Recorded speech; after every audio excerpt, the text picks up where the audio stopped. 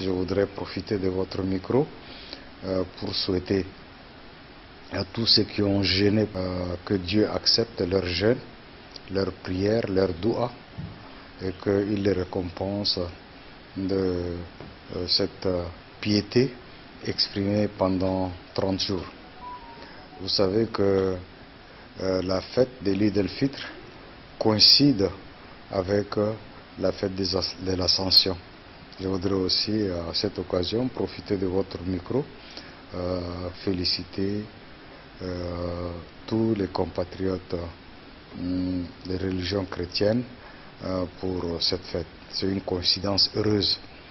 Et donc, et pour notre pays, il faut souhaiter également que la paix qu'on cherche depuis très longtemps, soit au moins cette année une réalité.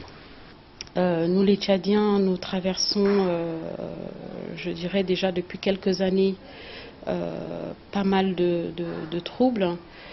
Je pars de la période de la perte de revenus avec la crise pétrolière. Il en a suivi des restructurations qui nous a permis aujourd'hui de tenir.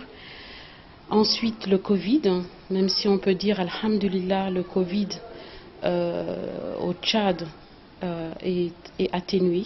Et il y a une bonne maîtrise de la problématique santé au niveau du pays par le gouvernement.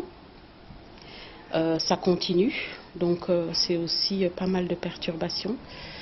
Alors que nous pensons pouvoir relever les défis qui sont devant nous, la plus forte perturbation et en tout cas émotion que nous avons vécue, c'est celle de la perte de notre cher président, le maréchal du Tchad, Allah yarhama.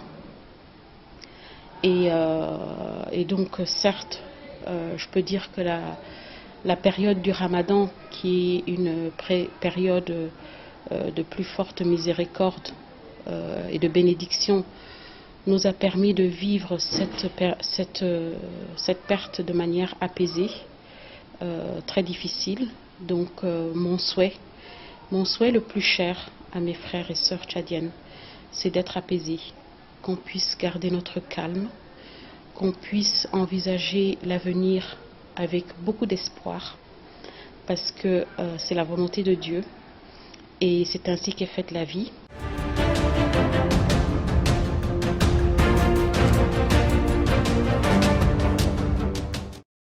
Après 30 jours de jeûne, les frères musulmans du Tchad ont également célébré la fête du Ramadan ce jeudi 13 mai 2021. Au deuxième jour de la fête de l'Eid al-Fitr Moubarak, l'atmosphère dans la capitale vibre toujours au rythme de la fête. Plusieurs individus sortent de chez eux seuls ou en famille pour rendre visite à leurs proches ou aller se distraire dans les espaces publics. Au parc d'attractions de Farsha, l'ambiance est bon enfant. Dès 9h du matin, le centre accueille plusieurs familles avec en leur compagnie les tout-petits qui se ruent sur les jouets et les balançoires, de quoi à leur donner du plaisir.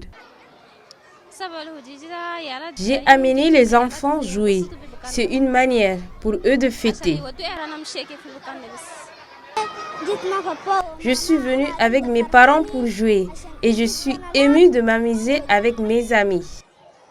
Le parc d'attractions est un cadre idéal pour aider les enfants à se distraire, affirment certains parents. Pour eux, c'est à travers ces moments qu'ils se créent de nouveaux amis.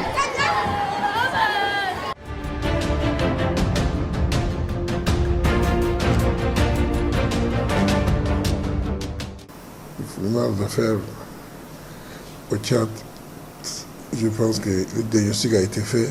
C'est un peu difficile. C'est pourquoi le gouvernement a mis en place le conseil présidentiel pour le climat des affaires. Donc pour traiter les problèmes liés au climat des affaires à un très haut niveau sous la présidence du chef de l'État. Donc d'où l'importance de cette question et pour le gouvernement et pour le secteur privé. Et donc le climat des affaires éprouve des difficultés, mais nous allons continuer à travailler pour essayer de lever toutes les contraintes pour que les choses marchent bien. Par exemple, à la suite de notre rencontre avec le président du CMT, en présence d'ailleurs du ministre des Finances, nous avons été reçus aussitôt par le ministre des Finances qui nous a facilité énormément de choses. Et il y a des décisions très importantes qui ont été prises lors de cette rencontre. Et donc nous avons eu une discussion très franche avec le ministre des Finances qui s'est vraiment engagé résolument sur l'instruction, bien sûr, sur les orientations du président du comité du CMT, s'est engagé vers vraiment la facilitation des affaires au Tchad.